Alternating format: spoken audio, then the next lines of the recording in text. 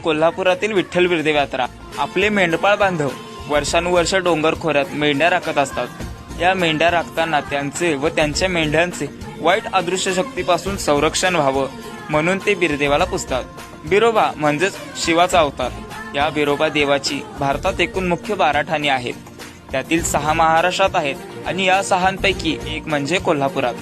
पट्टण कोडोलीच्या विठ्ठल बिरदेव यात्रेबद्दल थोडक्यात सांगायचं म्हटलं तर ही यात्रा म्हणजे अहिंसेचा संदेश देणारी आहे. महाराष्ट्रातील धरगळ समाज हा मुख्यत्वे करून मांसाहारी आहे, पण या समाजातील सर्वात मोठी यात्रा जिथे भरते तो देव मात्र पूर्णपणे शाकाहारी आहे आणि अहिंसेचा प्रचार करणार आहे. तो देव म्हणजे पट्टण कोडोली येथील श्री विठ्ठल बिरदेव.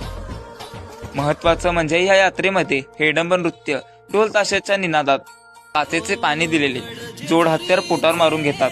पण वैशिष्ट्य असं की पोटावर हत्यार मारल्यानंतर साधा केसही तुटत नाही.